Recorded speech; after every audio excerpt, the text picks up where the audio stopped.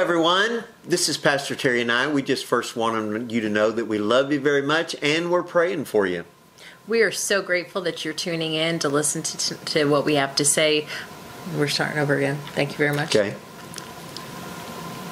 Hello, I'm Kurt Owen, and this is my lovely wife, Terry. We first and foremost want you to know that we love you very much and that we're praying for you. Thanks for taking a minute to watch this video. We love you, and we want to communicate with you. Let's do this again. Laser focused. Hello, everyone. I'm Kurt Owen, and this is my lovely wife, Terry, and we just wanted to take a few minutes to come into your home and just talk to you a little bit. And first and foremost, we want you to know that we love you and that we're praying for you. And that we're grateful for you. We're grateful to have you in our lives. Absolutely. Now listen, this Sunday in Real Life Churches, we are going to be having services. Now, the CDC has specifically recommended that we have no gatherings of 10 or more. Obviously, our churches are larger than that. And so we are coming to let you know that if you would prefer to watch us online and you've prayed about it and that's what you believe you ought to do, then we want you to stay home. Right. On the other side of it, if you want to come and be a part and you've prayed about it and you believe the Lord has told you to do that, we want you to know that we're there for you. Right. The most important thing is that you're following what God is directing to you.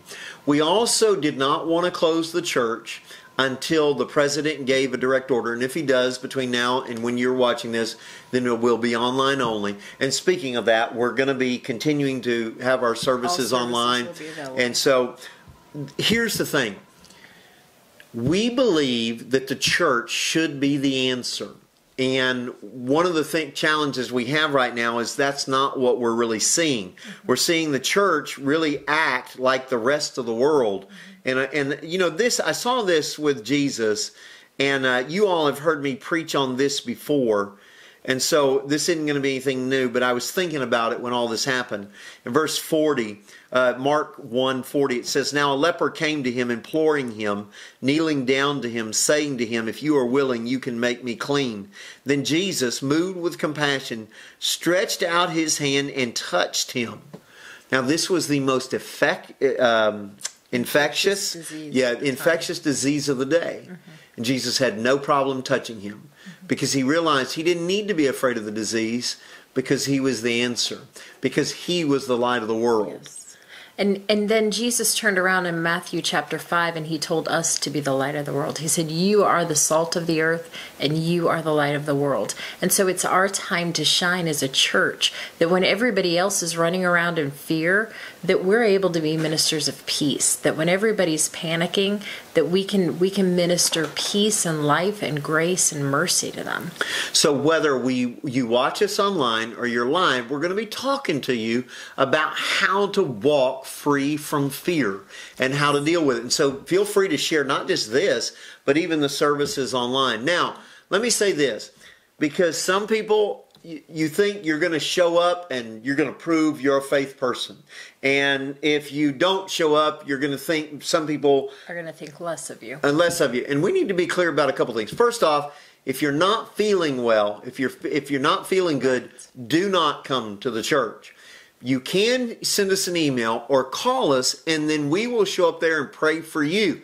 People say, "Well, pray for me. Aren't you concerned that you'll get sick too?" Absolutely not. The law of the Spirit of life in Christ Jesus has made us free from the law of sin and death. But we do not want you showing up to the building while you have symptoms, okay?